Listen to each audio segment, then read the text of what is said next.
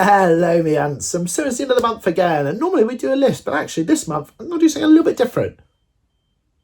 I can hear a beeping noise. I don't know if you can hear it. I don't know where it's coming from. It's stopped now. That's fine. So we're going to do something a little bit different.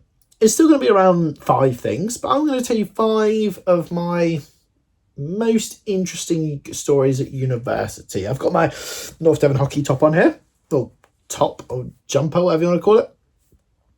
And it just made me think of hockey when I was back at uni, which is something I do hold on to quite dearly because I loved it there. I wasn't the most cooperative there.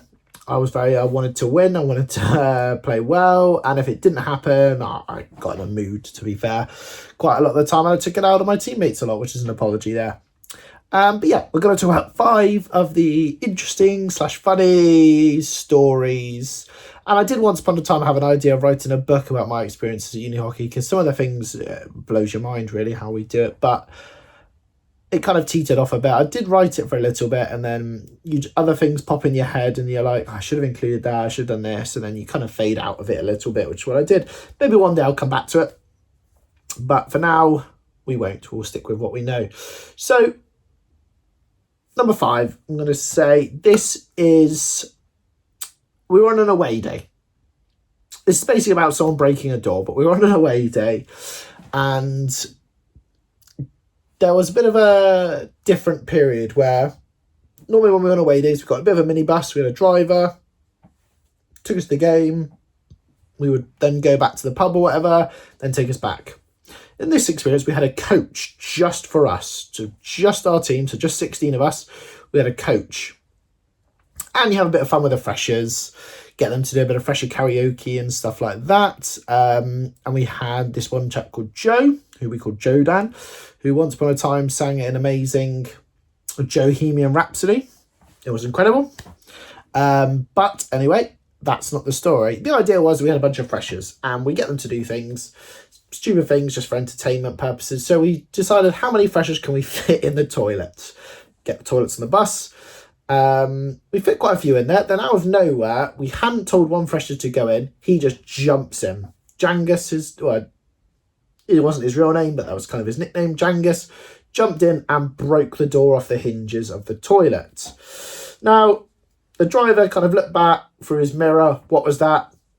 Nothing. Don't know what you've had. So then the remainder of the trip was us trying to hide the fact we broke the door. None of us had tools. We couldn't fix this thing. None of us were engineers, anything like that. We couldn't fix it. So we just had to kind of let it be, but cover it up as best as we can. And we got away with it.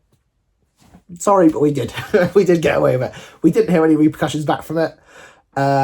It was good. Not really our fault. It was Jangus's fault. He shouldn't have jumped in there. I don't know why he did.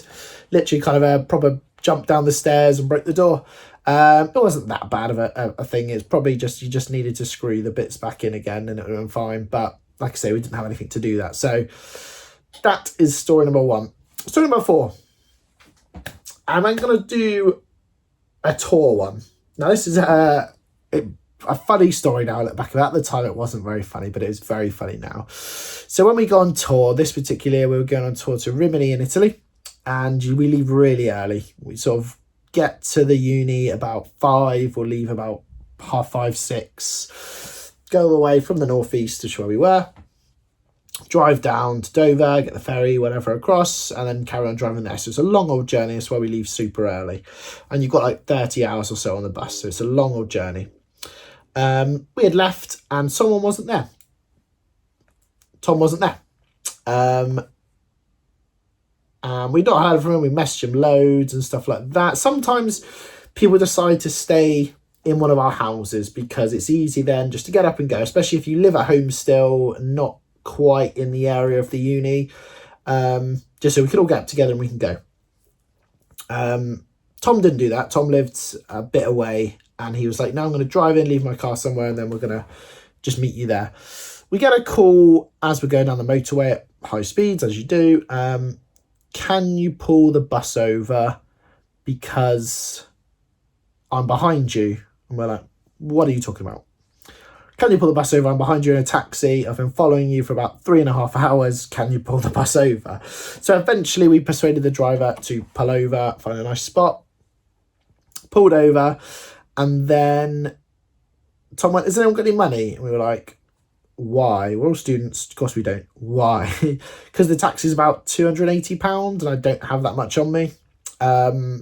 So yeah, he had taken the taxi all the way from the northeast to wherever we were. We were quite far down at this point, and it was about £280 for the taxi there.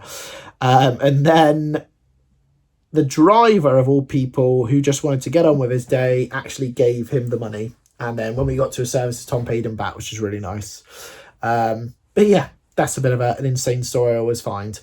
And number 3, we're going to talk about T-shirt gate. I will never forget T-shirt gate. Now, there was a point, and I didn't help this at all.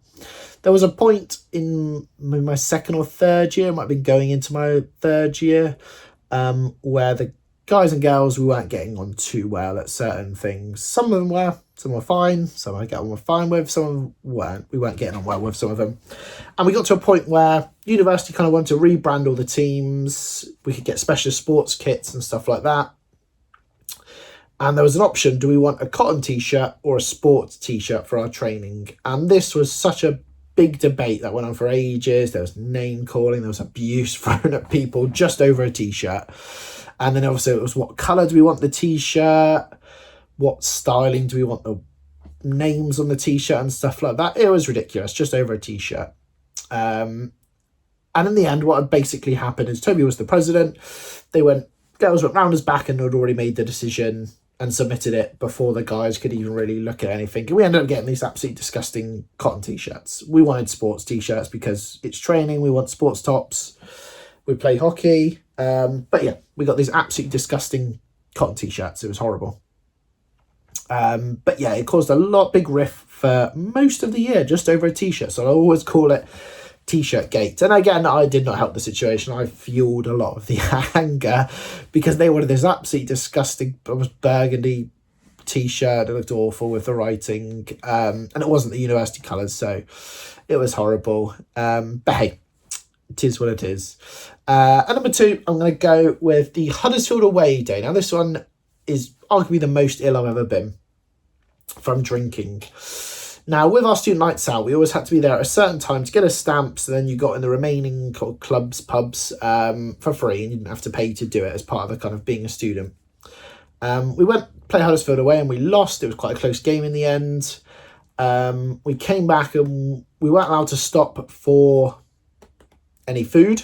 Driver was like, nope, I want to go straight back. There's a big issue on the motorway. I want to go straight back. So all we had actually had that day was pretty much a Greg's sandwich for breakfast. So Greg's sausage roll, bacon bap, whatever, for breakfast. Then we hadn't had anything to eat for the rest of the day. Normally you go for match teas after the game. We weren't allowed to do that. Normally then as well, you get to have some nice drinks. We didn't get to do that. On all our away days, we had some kind of drinking challenge. And on this one, I'm pretty sure it was Edward's cider hands. Don't quote me on that. It might not have been. But it was a big drinking thing. And on no food, you get very drunk. And then it got to the point where we got stuck in this big traffic jam on the motorway and we were really late. So we got back. We had to just dump all our stuff off at someone's house and literally run straight to the first bar. Now, we were allowed to shower, thank God, but we were pretty much all just in normal clothes, no dress-ups like you tend to do, a bit of a dress-up as a bit of a theme. And we got there and we started drinking, and literally I didn't even get to the second place. I was so drunk very quickly. Like I said, I had about 3 litres of cider. I think I only had a sausage roll and a Lucozade that day, and a bit of water from the game, other than alcohol. So I had more alcohol than I had anything else. And I was very ill that day. I was throwing up horrendously outside the club, so bad I popped a blood vessel in my eye. And woke up the next day, my eyes were just burning. I was not well at all for the next day or two. So be careful drinking, guys. But yeah, that was not a nice experience. And number 1, one of my just nicest favourite memories for the guys anyway on hockey was the York away day. Now normally we have a kind of bye week for the guys and for the girls, where one day we'd go watch the girls first team play, they'd come watch us play on their bye week. So this bye week was an away day to York. So we got on the coach with them, we went to York. And we were kind of their fans. So the girls got absolutely hammered that day. Absolutely not drunk, but as in the scoreline was, I think it was like 10-0 to York. It was bad performance, pouring with rain, kind of that thing. We were all dressed up in Top Gun, being a bit silly. But it was just a really nice kind of bonding day for the guys. We had a really good laugh. We got the freshers to join in with the warm-ups, to the point where like these York guys' boyfriends came over and started shouting, even though we were warming up with our girls. And yeah, we almost got kicked out of it just for doing that. Then we watched the game. We had horns going off, flares going off, party poppers, balloons. We treated it like a bit of a party. And I don't think the guys appreciated it, which apologies.